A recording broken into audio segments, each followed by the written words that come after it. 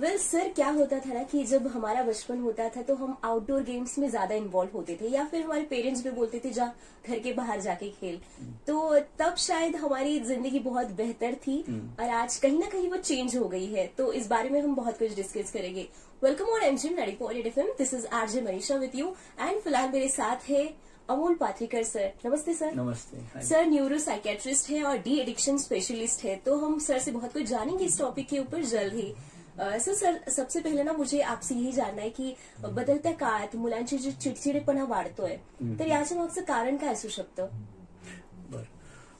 कसं आहे, आता चिडचिडेपणा वाढण्याचं कारण आहे ना, म्हणजे बऱ्याच गोष्टी असतात. आजकाल मुलांमध्ये आहे ना खूप कमी वयामध्ये डिप्रेशन, अँझायटी हे पण चालू झालं. म्हणजे आपण आम्ही ओपीडी मध्ये पेशंट पाहायचो ते युजली ते यंग अडल्ट पासून एल्डरली पेशंट्स असायचे. आता काय आहे ना की आता तुम्हाला वयाच्या 7व्या 8व्या 9व्या वर्षापासूनच तुम्हाला डिप्रेशन आणि अँझायटीचे पेशंट बघायला भेटतात. त्याच्यामुळे मुलांना काय ना चिडचिड वाढते. काही आजार आहेत जसे ADHD आहेत, काही ऑटिझम प्रकार आहेत किंवा लर्निंग डिसॅबिलिटी, याच्यामध्ये पण आहे ना मुलांची चिडचिड वाढते. होतं काय, मुलांचा फ्रस्ट्रेशन टॉलरन्स हा कमी असतो. म्हणजे त्यांना त्यांच्या मनासारखी एखादी गोष्ट नाही झाली की लगेच त्यांची चिडचिडपणा होतो, किंवा त्यांना काही गोष्ट सांगायची पण ते समोरचा समजून घेत नाहीये किंवा ऐकत नाही, तेव्हा त्यांची चिडचिडपणा वाढतो. बऱ्याच वेळा वर्गात शाळेमध्ये वगैरे कसं मुलांकडून खूप एक्सपेक्टेशन असतात किंवा त्यांना खूप होमवर्क देतात, मग त्याचा त्यांना ताण येतो. पालकांचे पण खूप एक्सपेक्टेशन असतात, त्याच्यामुळे त्यांना खूप ताण येतो. आणि जसं सांगितलं, असं आजकालच्या युगामध्ये जसं आजकाल मोबाईल, सोशल मीडिया हे खूप वाटलं, हे पण मुलांच्या चिडचिडापणासाठी खूप कारणीभूत लक्षण आहे. सो अँझायटी झालं मुलांमध्ये, काही गोष्टी त्यांना उमजत नाहीये, कळत नाहीये, मग ते त्याला त्या प्रकारे त्याला म्हणजे काय म्हणतात रिॲक्ट करतात, चिडचिडपणा करून किंवा रागावून.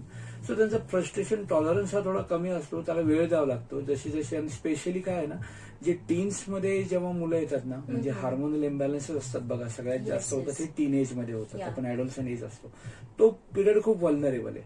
त्यामध्ये तशी पण त्यांच्यात हार्मोनल इम्बॅलन्समुळे खूप चिडचिडपणा असतो.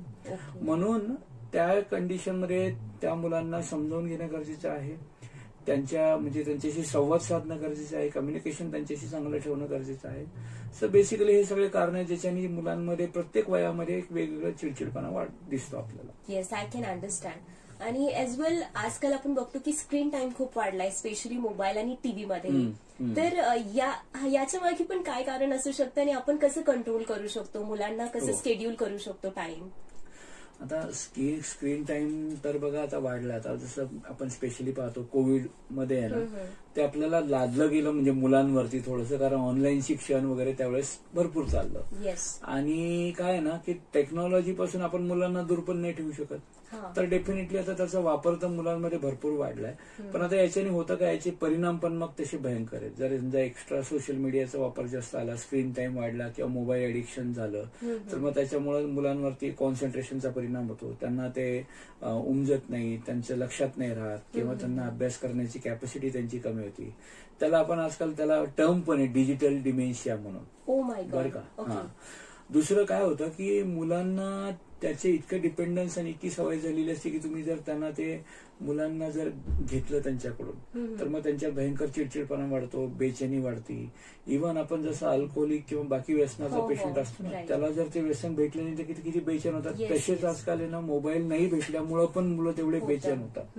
त्याला आपण नोमोफोबिया म्हणतो आजकाल, म्हणजे नो मोबाईल फोबिया म्हणजे नोमोफोबिया त्याला म्हणलं जातं. आता काय आहे तिसरं की हे जे ब्लू रेज असतात, आपण जे जास्त फोन वापरतो त्याचा मग काय होतं, तुमच्या ते डोळ्यामध्ये जातात. मग त्यामुळे तुम्हाला झोप नाही येणं, झोपेचे आजार, मग त्याच्यामुळे सतत थकवा, मग त्याच्यानुसार परत त्याच्या कार्यक्षमतेवरती, अभ्यासावरती परिणाम होतो. चिडचिडपणा मी सांगितलंच. आता हे मुलं सहसा सारखे मोबाईलमध्ये किंवा गेममध्ये असल्यामुळे तुम्ही बघितलं असेल की आता मुलं खेळायला जात नाहीत जास्त करून.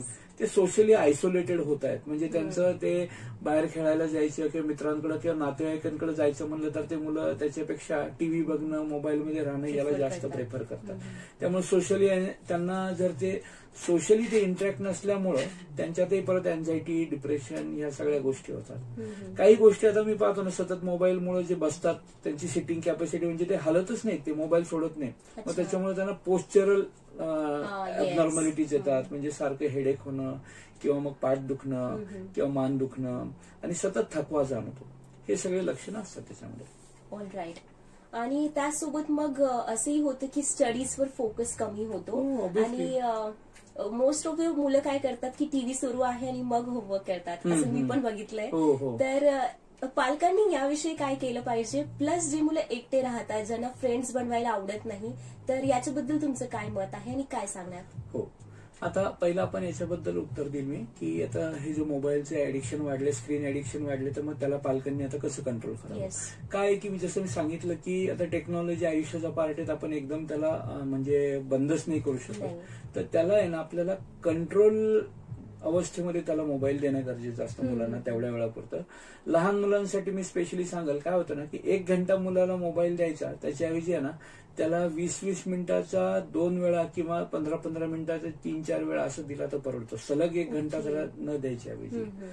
आता आपण जर मुलांसमोर जर मोबाईल बघू लागलो तर डेफिनेटली ते बघणार, म्हणून त्याची सुरुवातीने पहिले पालकांकडून करायला पाहिजे. म्हणजे ते आपल्यालाच त्याचा कंट्रोल ठेवावा लागेल, तर आपण आपल्या मुलांना सांगू शकतो. नाही तर तुम्हाला माहितीये की मुलं लगेच तुम्हाला विचारतात की तुम्ही पण तर बघतायत म्हणून.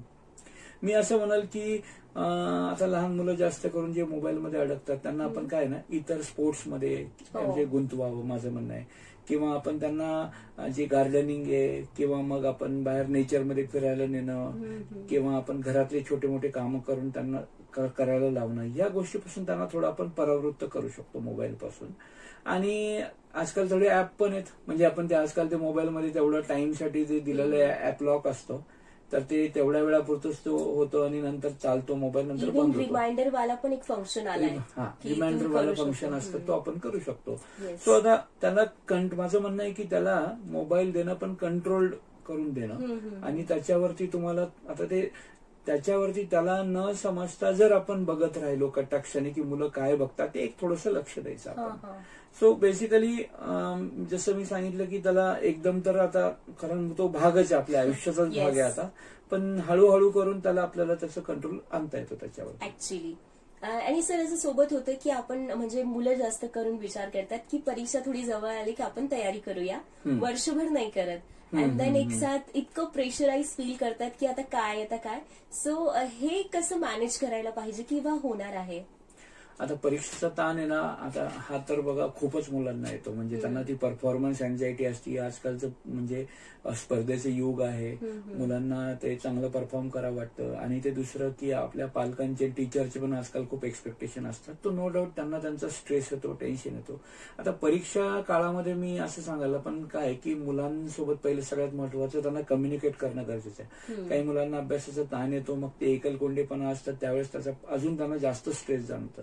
तर मी पालकांना सांगतो की तुम्ही त्यांच्यासोबत राहा, ऍटलीस्ट त्यांच्या बाजूला बसा, मध्ये मध्ये थोडंसं कम्युनिकेट करत राहा की तुला काही हेल्प पाहिजे, काही पाहिजे. किंवा आपण मी असं म्हणाल की त्यांना न्यूट्रिशियस डाएट मध्ये मध्ये देत राहायचं, कारण काय होतात ना की ते त्याची एनर्जी मेंटेन ठेवतं. आपण जर त्याला प्रॉपर डाएट जर चांगलं दिलं तर त्याला तो बसण्याचा आणि अभ्यास करण्याचा जो थकवा असतो तो थकवा त्याला जाणवणार नाही आपल्या मुलांना. तर ते मध्ये मध्ये त्याला ते थोडं प्रॉपर आपण डाएट दिला. दुसरं आपण मुलांना सांगू शकतो की थोडं ब्रेक घ्यायला. आता काय की आपण टाइम टेबलच बनवताना त्या ब्रेक ठेवणं गरजेचं आहे, नाही तर अदरवाईज आहे ना थोड्या वेळाने जर मुलांनी ब्रेक नाही घेतला तर मग त्यांना परत तो पण थकवा जाणवतो. सो मी ऍडवाइस करतो युजली की 1 घंट्यामध्ये 50 मिनिटं अभ्यास करावं, 45 to 50 मिनिट्स, आणि 10 मिनिटाचा ब्रेक घेणं काही वाईट नाहीये. आपण त्या 10 मिनिटांमध्ये मुलांना जे आवडेल ते त्यांना करू देणं, आणि परत मग ते काय होतं रिजनरेट होती त्यांची बॉडी, मग परत त्या अभ्यासाला बसू शकतात.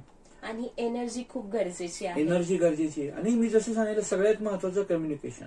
काय आता आपण आजकाल किती गोष्टी पाहतोय की म्हणजे लहान मुलं अभ्यासाच्या तणावामुळे किंवा त्यांना रिझल्ट त्यांचा अपेक्षित येणार नाही म्हणून आजकाल आपण ते खूप टोकाची भूमिका घेतात, डिप्रेशनमध्ये जातात, आत्महत्येचा प्रयत्न करतात, जीव देण्याचे विचार येतात त्यांच्यात. सो त्या वेळामध्ये मुलांना म्हणजे त्यांच्याशी पालकांनी बोलणं खूप गरजेचं आहे. तो बॉन्ड त्यांचा तसा डेव्हलप झाला पाहिजे.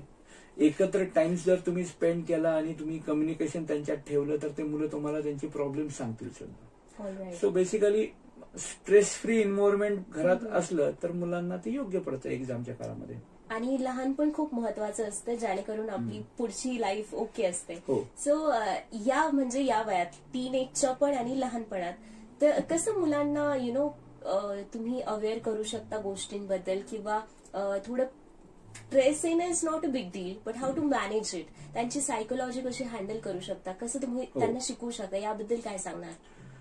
की मी जसं म्हणलं ना, मुलांना हे माहित पाहिजे की एकल कोंडेपणा येतो किंवा कधी सॅड होणं, की हे आपल्या काय म्हणतात, आपल्यात बदल होत असतात दरवेळेस, मानसिक आणि शारीरिक बदल हा प्रत्येकामध्ये असतो. आणि तो होणं किंवा कधी कधी उदास वाटणं हे वाईट नाहीये, म्हणजे किंवा नॉर्मल पण असू शकतं. तर त्यांना हे जर कळलं की नाही, हे थोडं सॅडनेस येणं किंवा लोनलीनेस कधी कधी फील होणं हे नॉर्मल पण असू शकतं, त्याचा त्यांनी विचार न करणं. मी सांगाल तसं की सांगितलं परत की तुमचं मुलांसोबत आहे ना कम्युनिकेशन हे खूप चांगलं पाहिजे. आता आपण काय ना, तुमचा बॉन्ड तसा डेव्हलप झाला पाहिजे. आपण मुलांना म्हणतो जसं ऍक्टिव्ह लिसनिंग. ऍक्टिव्ह लिसनिंग म्हणजे काय की आपण जे मुलं सांगतात ना, ते बऱ्याच वेळा आपण पालक त्यांच्याकडे लक्षच देत नसतात. ते मुलं सांगत असतात आणि ते मुलं आपल्याच ऐकतात. त्यांना काय होतं, एकदा त्यांना कळलं की हे मला लक्ष देत नाहीत, तर पुढे चालून मग ते पण तुम्हाला निग्लेक्ट करतात आणि त्यांच्या आयुष्यातल्या घडामोडी ते तुम्हाला सांगणारच नाही ताणतणाव असेल. त्यामुळे ऍक्टिव्ह लिसनिंग हे खूप महत्वाचं आहे.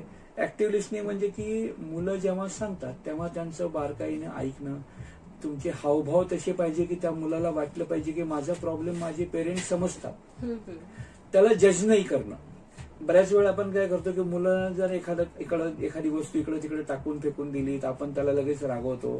तर माझं असं म्हणत, त्याला आपण टार्गेट नाही करायचं. म्हणजे प्रॉब्लेम त्याच्यामध्ये नाहीये, त्याच्या त्या वागण्यात आहे. तर आपण त्याला असं समजून सांगू शकतो की मला तुझं हे ठेवणं आवडलं नाही. पण आपण काय करतो, बरेचसे पालक त्याला सांगून जातात की हे तू चांगला नाहीये, तू असाच करतो, तू तसा करतो, हे तू व्यवस्थित ठेवत नाही. त्याच्याऐवजी त्याला दोष देण्यापेक्षा त्याच्या बिहेव्हिअरला आपण सांगू शकतो की तुझ्या हे मला आवडलं नाही. ह्या गोष्टी थोड्या गोष्टी सांगणं गरजेचं असतं. तिसरं मी की सांगाल की आपण मुलांना फॅमिली टाइम हा एक खूप महत्वाचा आहे. आता युजली फॅमिली टाइम आपण कुठे बाहेर फिरायला जातो किंवा आपण जेवायला जातो बाहेर किंवा मूवीजला जातो, तर मुलांच्या आवडीनिवडी बघायच्या, त्यांना हॉबी डेव्हलप करता आलं पाहिजे, त्याकडे लक्ष द्यायचं. आणि काही मुलं, जसं आपण पहिला प्रश्न होता आपला की ते एकलकोंडेपणा राहतात, तर त्या मुलांमध्ये काय ना थोडंसं आपल्याला म्हणजे त्यांना स्पेशल अटेन्शन देणं गरजेचं असतं. त्यांच्यासोबत थोडा टाइम स्पेंड करणं, त्यांच्यासोबत तो परत बॉन्ड डेव्हलप करणं. आणि की जे मुलं एकलकोंडेपणा असतात आपण त्यांना मित्रांमध्ये तसा एक ग्रुप फॉर्म करतो किंवा काही ज्या ग्रुप ऍक्टिव्हिटीज मध्ये त्यांना आपण एनरोल करू शकतो. जसं डान्स असेल, सिंगिंग असेल किंवा काही नेचर ट्रेल असेल, तिथे जर मुलं जात असतील त्यांच्या आवडीनिवडी बघून आपण त्यांना त्याच्यात एनरोल करू शकतो. Great sir. येस. जैसे कि बोलते हैं कि बचपन अगर सही हो तो पूरी दुनिया, जिंदगी सब बेहतरीन बन जाती है. So you have right statedly all the things. कुछ चीजों का आप भी ख्याल रखिए. अगर आपके बच्चे कुछ अलग बिहेव कर रहे हैं तो प्लीज उनसे कम्युनिकेशन कीजिए, because communication is the key. Thank you so much sir for your valuable time end words. Again, you inspired us and aware us with this new topic. Thanks a lot once again, and you guys stay tuned to MC 90.8 FM. साथ है तो बात है.